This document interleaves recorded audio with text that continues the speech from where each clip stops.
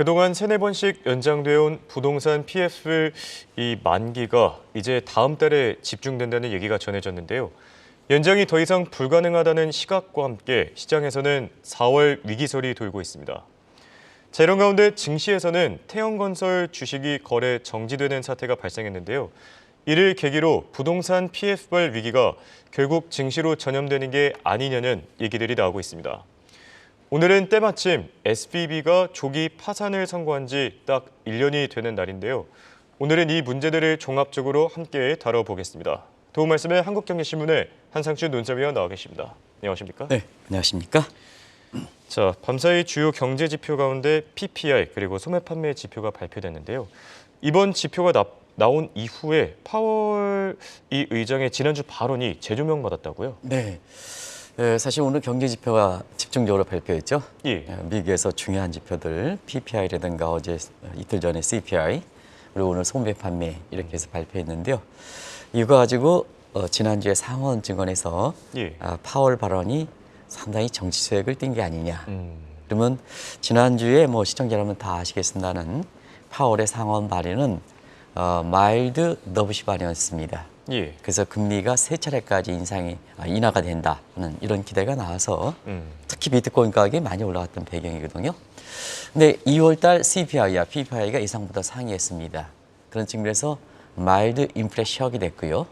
그다음에 2월 소매 판매 아까 조케스터께서 얘기했습니다는 1월 달 마이너스 1.1%에서 예. 2월 달에 플러스 0.6%로 굉장히 폭이 굉장히 크게 증가한 겁니다.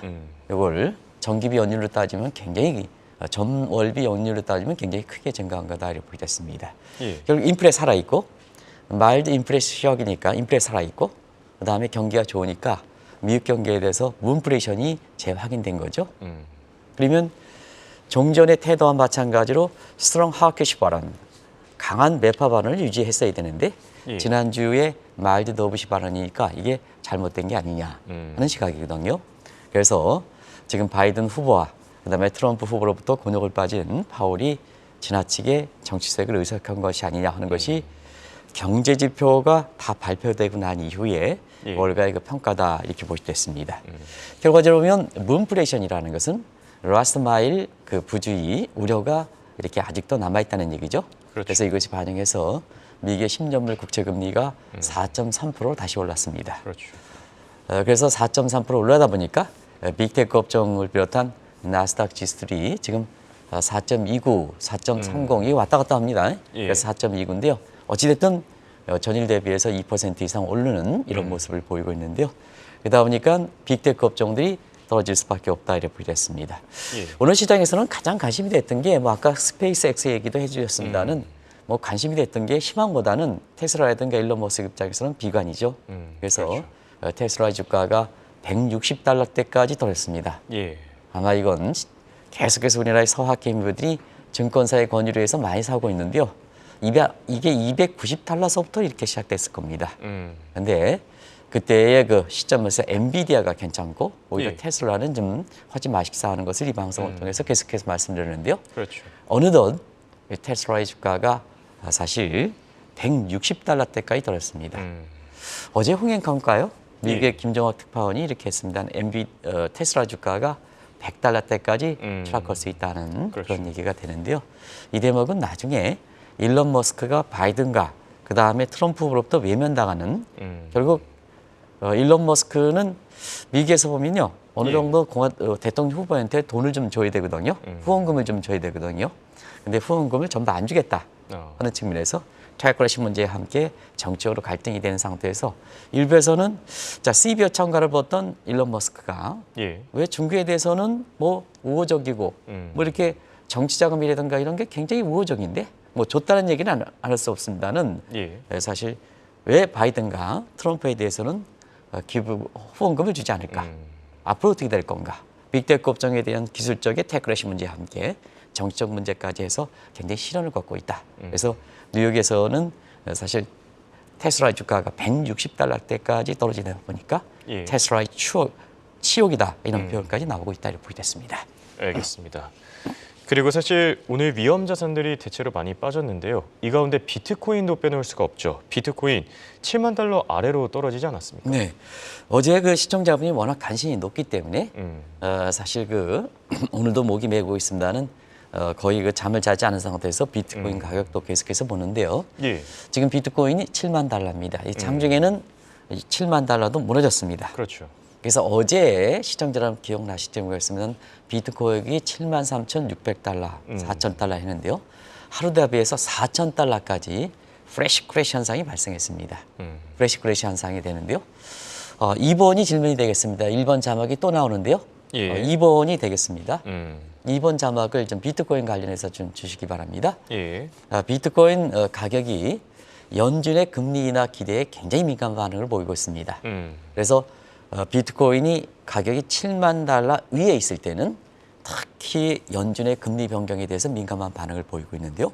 뭐 아시겠습니다는 반감기가 도래한다. 현물 ETF다. 매일 비트코인 올라갈 때 그냥 아주 식상하게 느끼는 수식어처럼 붙는 그런 거는 이제 지났고 음. 이미 이렇게 노출된 호재이기 때문에 더 이상 비트코인 가격이 그것 때문에 올라가는 거 아니고요.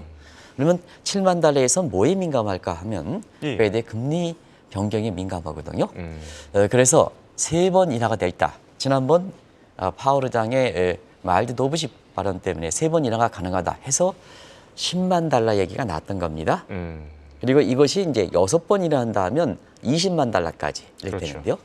자, 오늘 한번 보겠습니다. 오늘의 미국의 경제 지표를 계기로 해서 사실 6월 달에 금리 인하 가능성 살아있지만 시카고 페드 예측 확률이 많이 낮아진 상태거든요. 그래서 이번에 경제 지표 발표 이후에 미국의 연준은 하반기 들어서 2번에 그칠 것이다. 그러면 금리 인하에 민감했던 비트코인 가격은 떨어질 수밖에 없죠. 그래서 그렇죠. 장중에 보면 7만 달러를 무너지는 전일 대비해서 장중으로 보면 4,000달러 프레시 크래시 현상이 발생하는 이런 현상을 보이고 있다고 보여졌습니다. 그리고 오늘 그 비트코인과 가격 관련해서 예. 미국의 퍼니네크라든가 정치적으로 이렇게 했던 설과 한번 비교해 보겠습니다. 근데 지금 상태에서는 슈퍼 화요일이 끝나고 나서 미국의 대선 기류에서는 아주 이상한 조짐이 보이고 있습니다. 예. 바이든 후보는 전국적으로 지금 여론조사가 결국 우세하고 그다음에 당초 해수로 4년 전에 예. 스윙 스테이트에서 이겼던 바이든이 대통령 당선됐거든요. 요 스윙 스테이트 지역은 트럼프가 우세합니다. 예. 그래서 매크로 사이드는 지금 바이든 후보가 우세하고 트럼프는 마이너 사이드가 우세하다. 이렇게 이제 이상한 결과가 나오거든요. 그런 측면에서 바이든 후보가 전국적으로 트럼프를 우세하 당선 가능성이 높지 않습니까? 예. 그러면 바이든 후보는 사실은 센트럴뱅크 디지털에 대해서 전향적이기 때문에 비트코인에 대해서는 트럼프보다 더 부정적입니다. 그렇죠. 트럼프는 사기했다가 이번에 비트코인 가격이 올라가니까 어떠 하냐 보조화폐를 인정한다. 하다 보니까 바이든이 비트코인에 대해서 전국적으로 우세한데 더 부정적이거든요. 그러다 보니까 사실 비트코인이 떨어지는 배경이 됐다는 걸 말씀드리고 4월 달 반감기에서 조만간 냉각기가 올 것이다. 라는 예. 얘기가 시각이 되고 있습니다. 그런 측면에선 이미 반감기는 시장에 반영됐던 재료고 냉각기라는 새로운 재료에 대해서 고가에 대한 이렇게 우려와 함께 결과적으로 이 비트코인 가격이 떨어지는 배경이 됐다. 이렇게 보이겠습니다. 네. 그리고 또 미국 시간으로는 이제 SVB가 조기 파산을 선고한 지 오늘이 때마침 딱 1년이 되는 날입니다. 미국 은행 위기 상황 지금 어떤지부터 짚어주시죠. 네. 오늘 은행주들이 주가가 좀 생각보다는 이렇게 사실 부진하지는 않았는데요. 그래도 계속해서 떨어지고 있습니다. 그런 측면에서 시청자 여러분 기억이 나시겠습니다는 뉴욕 뱅크 오브 사태 최대의 예. 작년에 1년 전에 실리콘밸리 사태. 그렇죠. 이때가 바로 2023년 3월 14일. 우리는 이제 3월 15일이니까 예. 3월 14일이 이때가 조기 파산 선언한 지 딱 1년째 됩니다. 그렇죠. 지금 상태에서는 어떠느냐. 은행위기가 이렇게 끝났느냐 하면 누누이 말씀드리는 뉴욕 뱅크 사태. 그다음에 사실 대형은행도 지금 위기로부터 자유로운 상태는 아니다. 왜냐하면 대선 충당이 상위 부전하기 때문에. 그리고 이런 상태에서 정책적으로 보면 이틀 전에 긴급 지원 프로그램이 종료가 된 상태거든요. 그런 과정에서 사실 최근에 1년이 된 시점에서 보면 자, 미국의 상업용 부동산 문제라든가 이런 문제들은 굉장히 어려운 상황이다 이렇게 보겠습니다. 예. 그 현상을 정확히 보여주는 게 시가 공포죠. 뭐 내용은 다 아실 거고. 그리고 또 한 가지는 지금은 신그레션 법칙도 한번 설명드린 적이 있습니다. 그래서 지금 미국의 LA라든가 이런 데 대형 마트라든가 이런 데 홈리스들이 이거 찾아오니까 이것이 임차인들이라든가 그 다음에 고객을 쫓아낸다. 공실률은 더 높아진다. 상업용 예. 부동산 악순환이 된다. 이게 이제 그렇죠. 신그레션 법칙이죠. 그러다 보니까 소유자들은 상업용 부동산 소유자는 자구책을 강구할 수밖에 없죠. 그래서 뭐 반값으로 임대를 이렇게 해서 좀 이렇게 오늘 그 시치리라든가 이런 데서 마인츠라든가 이런 데서 1달러 유로 프로그램을 제가 말씀드리겠습니다는 예. 이렇게 임대를 깎아준다든가 그리고 사실 자구책 차원에서 뭐 테니스장으로 좀 완전히 변경은 되든가 아니면 상업용 부동산을 주거용으로 바꾸다든가 예. 이런 식으로 자구책을 모색할 만큼 상황이 더 악화되고 있다 이렇게 보시면 되겠습니다. 알겠습니다. 자, 그리고 이제 곧 다가올 미국 대선에서 바이든 후보 그리고 트럼프 후보가 유일하게 은행 위기 문제는 한 목소리를 내고 있지 않습니까? 네, 지금 대선을 향하고 가는 사람이 어쩌건 바이든 지우기, 어쩌건 트럼프 지우기 이런 식으로 해서 공약이 완전히 양분화되고 있는데요. 일치하는 두 가지 분야가 있습니다. 하나는 빅테크에 대해서 테크래시 규제, 이전에 말씀드렸습니다. 예. 그리고 디지털로 가는 금융기관들의 우려입니다. 디지털로 가는 금융기관의 우려입니다. 자, 오늘 미국에서 본 재미난 실험을 했죠. 예. 그래서 제가 이제 AI에 대해서 전문가는 아니기 때문에 그 시연하는 걸 보면 자, 식당에서 창립자가 지금 먹을 게 있느냐? 사과 있습니다. 예. 사과 있습니다. 그리고 어떻게 하느냐? 식기를 좀 이렇게 해서 식기세척기에 넣어달라 하면 그런 것까지 서로 대화를 하면서 다 행동으로 오는 과거 터미네이터의 사건 이런 쪽으로 되는 상태거든요. 그러면 이제 자, 젊은 사람 지금 갖고 있는 증권사라든가 금융사의 직원 다 쫓아낸다. 인공지능에 선다. 자, 이거에 대해서 비슷한 시각의 자료를 갖고 있는 상태에서 각 고객의 성향이 다른데 예. 사실 얼만큼 각 차별화될로 수익 상품이 나오겠느냐. 자, 그러면 사실은 디지털로 한다 하면 사람을 쫓아낸 상태에서 디지털에 대해서 사람에 대한 감정적 분위기 없는 거거든요. 이게 카지노 자본주의가 되는 거거든요. 이걸 그대로 있을 것이냐. 근데 표심을 구하는 사람은 바이든과 그다음에 트럼프는 표심을 구하는 사람은 인공지능 표심을 구하는 게 아니라 사람의 표심을 구하는데 그렇죠. 그런 측면에서 그 표심을 구하다 보니까 결국 은행 부분이 디지털로 가는 이 부분에 대해서는 바이든 후보든 트럼프 후보든 일제히 규제를 한다. 이렇게 보시면 되겠습니다. 그런 측면에서 몇 가지 중요한 사항을 국내 증권사들이 가는 입장에서 몇 가지 중요한 사항만 얘기하겠습니다. 예. 지금 국내 그 은행이라든가 증권사는 전부 디지털이라 이렇게 얘기하는데요. 지난 1년 전에 실리콘밸리 사태에서 보여주는 것처럼 대규모 이층사 때는 지리적 거리 없이 자 가짜 뉴스와 관계없이 어디 은행에서 문제가 있어 그러면 전 세계에서 한 번에 빠진다. 그럼 대규모 이층 사태죠. 은행이 터진다. 터지면 자 은행에 거래하는 사람이 누굽니까? 전부 저소득층 이런 사람들이 많지 않습니까? 지금 예. 저금리 상태다 보니까 결과적으로 보면 지급 준비를 대폭 인정하라 하는 얘기에 지금 개정이 들어가고 있습니다. 그리고 디지털 은행들의 투자 대상이 자 안정성을 보다 강화해라. 수익성이 아니라 안정성. 당신네들이 디지털 비용을 가면 갈수록 투자 대상에서는 제한이 되는데 수익성으로 가는 게 아니라 안정성을 중시해라. 그래야지 고객 자산을 보일 수 있지 않습니까? 그렇죠. 그리고 디지털 은행과 타 금융사 간에 방호벽을 확실히 친다는 얘기입니다. 그러면 전염을 방지할 수가 있죠. 이런 내용이 바이든 공약, 그다음에 트럼프 공약으로 된다 이렇게 됐습니다. 국내에 지금 디지털로 치밀고 있는 증권사라든가 사람까지 쫓겨내는 이런 데서는 상당히 시사점을 던져준다 이렇게 됐습니다. 예. 이런 과정에서 세부적으로 나오는 사항, 이건 트럼프와 바이든이 공동으로 공약이 일치되니까 이건 법적으로 나올 수 있거든요. 그래서 국내 증권사라든가 그다음에 금융사에서는 그때그때 진전되는 사항마다 한국경제TV를 통해서 전해드리겠습니다. 예.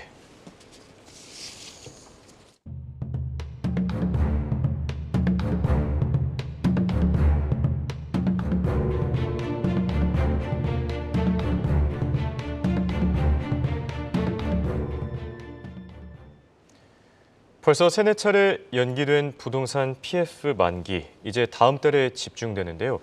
벌써부터 이 상황이 악화됨에 따라 4월 위기설이 돌고 있습니다. 어떻게 생각하시죠? 네.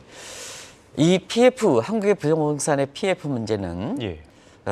좀 누적되어 있긴 했습니다는 2022년 9월 달에 레고랜드 사태에서 또 터졌지 않습니까? 예. 그런 거를 기점으로 한다면 벌써 1년 반이라는 시간이 지났습니다. 그렇죠. 상당히 좀 오랫동안 지속되는데요. 당시에 1년 반 전에 정책 단계에서 개선될 것이다. 이런 그 정책 단계 예상과 달리 시간이 가면 갈수록 더 악화된다. 시장은 더 악화된다. 이렇게 보이겠습니다. 그 내용을 두 개만 좀 얘기하겠습니다. 예. 부도 도미노 현상이 발생하고 있는데요. 지금 중견건설사까지도 법정관리 신청이 업무를 이루고 있습니다. 그러면 대형건사는 나냐? 자, 우리가 대형건사들은 아파트 주거를 통해서 부동산 개발을 통해서 돈을 많이 버는 거거든요. 그러면 가장 중요한 게 택지를 이렇게 구입하는 겁니다. 예. 택지 구입하는 게 그게 이제 좌우하는데요. 택지 구입해 놓고 지금 공사비 많이 올라갔죠. 그렇죠. 뭐 평당 뭐 1,000만 원씩 이상 가니까 누가 이게 사겠습니까? 그러다 보니까 대형 건설사도 사실 부도라든가 이런 거 관계없이 자구책이 일어나서 어렵게 마련된 택지를 지금 처분하는 이런 상황이거든요. 예. 이런 과정에서 상황은 더 악화되다 보니까 실제 발생 여부와 관계없이 작년 12월에 한 차례 이렇게 사실 그 금융권에도 많이 불었던 12월 위기설에 이어서 이번 그 4월 달에는 위기설, 다음 달에 위기설이 급부상하고 있다고 보겠습니다. 자, 그동안 위기설이 반복됐다는 것은 결국 예. 만기가 이렇게 연장시켜서 되었다는 얘기거든요. 그렇죠. 지금까지는 3번에서 4번 만기가 연장되겠습니다. 그러다 보니까 다음 달에 또 연장이 되겠느냐? 아이고, 3번, 4번 하면 더 이상 연장하기 어려운 거죠. 그러다 보니까 연장이 어려우니까 결과적으로 보면 이제는 은행이든 뭐든 가지고 있는 거 팔아야 된다. 예. 그래서 대형건설 지금 차고 있지 않습니까? 딜러버지 상황이다. 딜러버지 상황은 사실은 부동산 PF와 딜러버지가 악순환되니까 오히려 상업용 부동산 이런 PF 시장은 더 어려붙는 게 아니냐. 이런 과정에서 실제 발생 여부와 관계없이 4월 위기설이 급상한다. 이렇게 보시면 되겠습니다. 예. 그렇다면 정책 당국의 시각도 궁금한데요. 지금 뭐 위기가 잘 넘어갈 것이다. 나름 연착륙이 가능하다는 입장을 내놓는 것 같은데 글로벌 금융위기 당시보다 더 어렵다는 시각도 만만치 않습니다. 네, 지금 정책 당국 입장에서는 상황의 예. 심각성을 그래서는지 시장이 안정시킬 수 있는 그런 차원이 있을 겁니다. 근데 풍선 빼듯이 바람 빼듯이 연장시킨다. 근데 이거에 대해서는 외국인의 시각은 그렇지 않습니다. 어제 태형건설이 거래 정지 이후에 외국인들의 시각을 좀 물어봤더니 몇 예. 가지 중요한 시사점을 이렇게 우리 최상목 부총리라든가 이런 사람들이 좀 아실 필요가 있다는 걸 말씀드리겠습니다. 자, 부동산 PF 만기 문제가 사실 2008년, 2009년 미국의 서프라임 당시에 한국의 부동산 PF 시장과 한번 비교해 보도록 하겠습니다. 예. 외국인들은 더 심각하다 이렇게 보는데요. 세 가지 관점만 말씀드리겠습니다. 부동산 PF 만기가 단계 집중적으로 들어간다. 왜냐? 2008년, 2009년 금융위기 당시 국내 PF가 그렇게 활성화되지 않았습니다. 5년 전 이런 활성화되지 않았습니다. 근데 우리는 2008년 부동산 PF가 마치 유행처럼 안 하면 안 했는 식으로 여기에 부동산에 갈려 있는 사람들이 마치 그냥 높은 연봉을 받으면서 이랬거든요. 근데 지금 만기가 돌아오고 있습니다. 그래서 그때 당시에 비해서는 부동산 PF 활성화 정도가 엄청 지금이 크다. 그게 만기가 집중적으로 들어온다. 이게 첫 번째 차이다. 예. 그다음에 부동산 PF 잔액을 보겠습니다. 당연히 지금 높죠. 그렇죠. 금융위기 당시에 서프라임 당시에 비해서 2배입니다. 자, 금융위기 당시에는 부동산 PF 잔액이 100조 원 정도에 그쳤습니다. 최근에는 부동산 PF 잔액이 202조가 넘습니다. 그러면 자, 부동산 PF의 신용도, 취급하는 기관들의 신용도를 한번 보겠습니다. 여기 세 예. 번째 지적하는 사항입니다.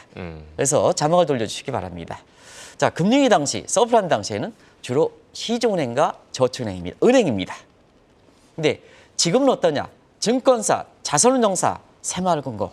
자, 이거는 제가 평가를 하지 않겠습니다. 시청자분한테 은행이 커머셜 뱅크가 이렇게 건전도가 좋을까? 예. 증권사, 자산운용사 다 기관마다 좀 다르긴 합니다는. 그래서 시청자의 판단에 맡기시라는 드린 겁니다.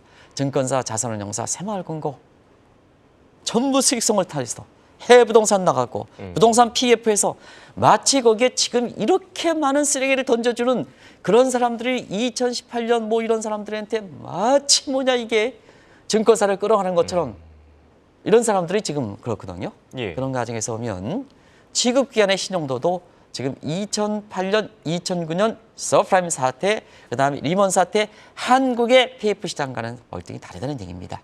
그래서 정책 단계에서는 고무풍선의 바람빼시 연착륙하다 하지만 태형건설의 거래 정지 이후에 외국인의 시각을 물어봤더니 이런 세 가지 점을 들어서 금융위기 당시에 한국의 부동산 PF 시장보다는 상황이 어렵다 이렇게 평가한다. 정책 당국 입장에서는 이 문제에 대해서 좀 심각성을 갖고 이걸 보실 필요가 있다는 걸 말씀드리겠습니다. 예, 알겠습니다. 방금 짚어주신 내용들도 참고하면 좋을 것 같고요. 자, 그런데 이 일부 증권사들 이런 입장을 취하고 있어요. 앞으로 금리 내려갈 테니까 조금만 더 참아라. 이 입장에 대해서는 어떻게 생각하시죠? 네, 손실이 40% 50% 나니까 사실은 이게 거기에 가입했던 사람들도 어쩔 수 없거든요. 예. 그다음에 좋은 소리 듣기를 바라는 겁니다. 그다음에 미국의 금리나 조만간 되지 않느냐 그럼 풀어진다. 그러다 보니까 만기가 다 쳤죠. 50% 아까 지금 나는 것보다는 만기 연장시켜야 되죠. 만기 연장이 속속하고 있습니다. 근데 과거에 만기 연장돼서 연장되고 나서 더 큰 손실이 났습니다. 그 제가 구체적인 상품명을 좀 얘기해야 되는데요. 이해관계가 있기 때문에 말씀드리지 않겠습니다. 예. 관련되신 분은 굉장히 잘하실 겁니다. 그런 측면에서 자꾸로 미국의 금리나 한국의 금리나 되면 상업용 부동산 시장은 펼쳐질까? 예. 만기 연장돼서 그 손실폭이 줄어들까 하면 향후에 한번 보겠습니다. 세계 부동산 시장은 또 한계 부동산 시장은 부동산 시장의 소위 차별화가 현상이 될 것이다. 프래그멘테이션이 될 것이다 하는 측면에서 주거용 부동산은 사실은 국가의 국민적 특성을 갖고 있지만 상업용 부동산은 디지털 환경을 계기로 해서 완전히 달라지는 게 아니냐. 지지적으로 도시 집중하실 필요가 있다는 얘기입니다. 미국에서 보면 가장 앞서가는 월가의 이렇게 상업용 부동산의 소유자가 예. 자구책을 강구하는 측면에서 자 반가, 그 다음에 완전히 주거용으로 개조시켜, 그 다음에 테니스장으로 만들어 이렇게 되지 않습니까? 건물을 붕괴시키면 거기에 따라서 환경 오염 비용도 엄청 많습니다. 그걸 감수하고 가지 않습니까? 예. 많은 시사점을 던져준다. 상업용 부동산 상품과 관련해서 위기의 금리나 한국의 금리가 되니까 조만간 회복됩니다. 만기 연장시켜주세요. 고객의 아주 지금 절실한 그 상황을 이용해서 만기를 연장시키는데요. 자, 디지털 환경을 계기해서 상업용 부동산은 근본적으로 변화가 있을 것이다. 참조하실 필요가 있는 게 대안인가 생각합니다. 알겠습니다. 자, 결론을 맺어 보겠습니다. 지금 상업용 부동산만 신경 쓰면 다행일 텐데 그게 아닙니다. 주거용 부동산까지 문제라는 말들이 끊이질 않거든요. 특히 지방 같은 경우에 문제가 심각하지 않습니까? 네, 한국의 부동산이죠. 예. 한국의 주거용 부동산인데요.